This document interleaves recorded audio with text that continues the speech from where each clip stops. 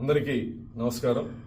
గత 2 రోజులుగా YSR Congress party social media కొన్ని యూట్యూబ్ ఛానల్లో నేను భగవద్గీతని అగౌరవపరిచినట్లు, హేళన చేసినట్లు అసత్యపు ప్రచారాలు చేయడం జరుగుతూ ఉంది.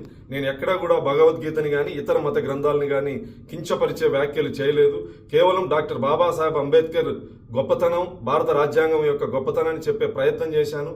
భగవద్గీత, ఖురాన్, బైబిల్ వల్ల మా జీవన ప్రమాణాలు మెరుగుపడలేదు, కేవలం రాజ్యాంగం వల్ల దళితుల జీవితాల్లో మెరుగుపరిచాయని చెప్పడం జరిగింది తప్ప నేను ఎక్కడా భగవద్గీతను కించపరిచే వ్యాఖ్యలు నేను చేయలేదు. హిందూ సమాజాన్ని కించపరిచే వ్యాఖ్యలు నేను చేయలేదు. కేవలం ఆంధ్రప్రదేశ్లో ప్రస్తుత పరిస్థితులు, తుఫాను ప్రభావిత ప్రాంతాల్లో గౌరవ ముఖ్యమంత్రి గారు చేస్తున్నటువంటి కార్యక్రమాలు, ప్రజలు హర్షం చేస్తున్నటువంటి పరిస్థితుల్లో కేవలం డైవర్షన్ కుట్రలో భాగంగా YSR Congress party social media చేస్తున్నటువంటి అసత్యపు ప్రచారం. నేను హిందువుని, దళితుణ్ణి.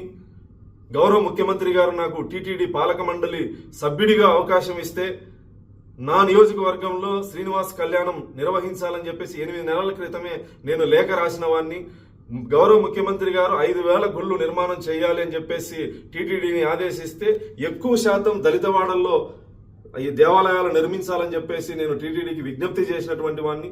కేవలం కొంత సోషల్ మీడియాలో వైఎస్ఆర్ కాంగ్రెస్ పార్టీ పనిగట్టుకొని నేను క్రైస్తవుని అసత్యపు ప్రచారం చేస్తా ఉంది. నేను ఈ సందర్భంగా వైఎస్ఆర్ కాంగ్రెస్ పార్టీ నాయకులకి సవాల్ విసురుతాను.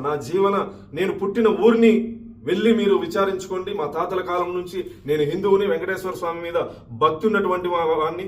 మీ కరుణాకర్ రెడ్డి లాగా ఇంట్లో ఒక మత ఆచారాన్ని ఆచరించి, క్రైస్తవ మతాన్ని ఆచరించి పదవి కోసం బయట హిందువుల డ్రామాలు ఆడేటువంటి వ్యక్తిని కాదు. నేను హిందువుని, దళితుణ్ణి, వెంకటేశ్వర స్వామి మీద నమ్మకము, భక్తి ఉన్నటువంటి వాడిని.